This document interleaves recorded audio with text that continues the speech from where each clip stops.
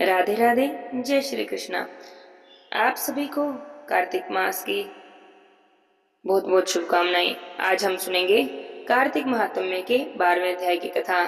बोलिए विष्णु भगवान की जय हो, लक्ष्मी माता की जय हो। राजा पृथु ने नारद जी से पूछा, हे नारद जी, आपके चले जाने के बाद दैत्यराज जलंधर ने क्या किया? सारी बातें मुझे विस्तार से बताइए। नारद जी बोले, मेरे चले जाने के बाद जलंधर ने अपने राहु नाम के दूत को बुलाया। उसे बुलाकर आज्ञा दी कि कैलाश पर्वत पर एक जटाधारी शंभु योगी रहता है, तुम मेरे आदेश से उनकी सर्वांग सुंदरी पत्नी को मेरे लिए मांग कर लाओ। दूत राहु शिव के स्थान में पहुंचा, परंतु नंदी ने उन्हें भीतर सभा में जाने से रोक दिया, लेकिन वह अपनी उग्रता से शिव की सभा में चला ही गया। शिव जी के आगे बैठकर उसने दैत्यराज जलंधर का संदेश कह सुनाया। राहु नाम के दूत के ऐसा कहते ही भगवान शूरपाणी के आगे पृथ्वी फोड़कर एक भयंकर शब्द वाला पुरुष प्रकट हो गया। उसका मुख सिंह के समान था। वह नरसिंह राहु को खाने चला। राहु बड़े जोर से भागा, लेकिन उस पुरुष ने उसे पकड़ ही लिया। तब उसने भगवान शिव की शरण ली और अपनी रक्षा मांगी। शिव ने उस पुरुष से राहु को छोड़ देने को कहा, परंतु उसने कहा कि मुझे तो बड़ी जोर की भूख लगी है, मैं क्या खाऊं? भगवान शिव ने कहा, यदि तुम्हें भूख लगी है तो शीघ्रता से अपने हाथों और पैरों का मांस भक्षण कर लो। तब उसने वैसा ही किया। अब केवल उसका सिर ही रह गया। तब उसका ऐसा कृत्य देखकर शिव जी ने प्रसन्न होकर उसे अपना एक आज्ञापालक जाना और अपना परम प्रिय गढ़ बना लिया। उस दिन से वह शिव जी के द्वार पर सब कीर्ति मुख नाम का गण होकर रहने लगा। राजा पृथु ने कहा, हे नारद जी, यह तो आपने भगवान शिव की बड़ी ही विचित्र कथा सुनाई है। अब आप कृपा करके बताइए कि उस समय राहु उस पुरुष से छूटकर कहाँ गया होगा?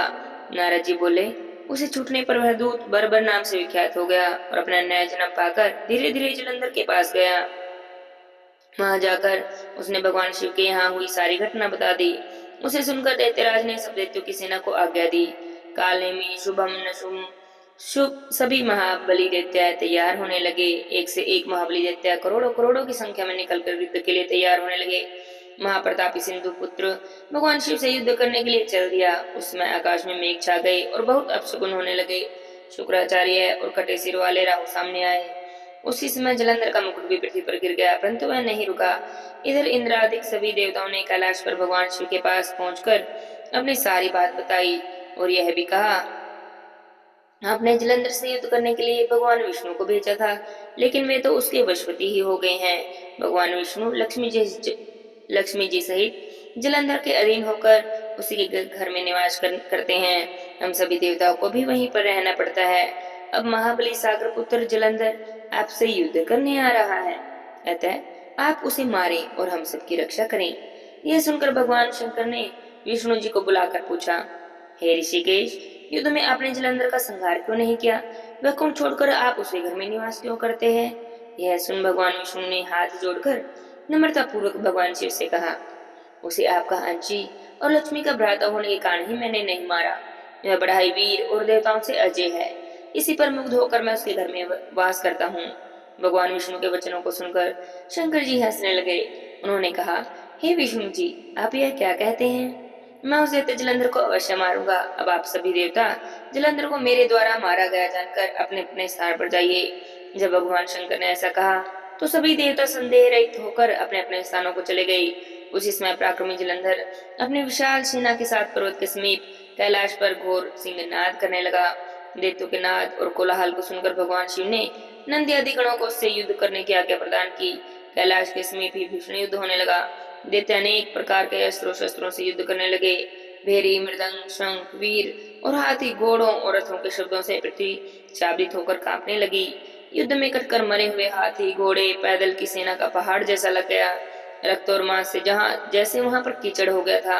दैत्यों के आचार्य शुक्राचार्य जी अपनी मृत संजीवनी विद्या से सभी दैत्यों को वापस जीवित कर देते।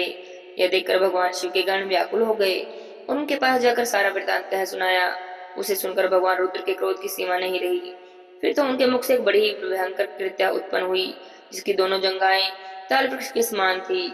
वह युद्ध भूमि में जाकर सब असुरों का चरण मन करने लगी। फिर वह शुक्राचार्य जी के पास पहुंची और शीघ्र ही अपनी योनि में उन्हें गुप्त कर लिया और फिर वह स्वयं भी अंतर्ध्यान हो गई। शुक्राचार्य जी के गुप्त हो जाने से दैत्यों का मुख मलिन पड़ गया और वे युद्ध भूमि छोड़कर भाग गए।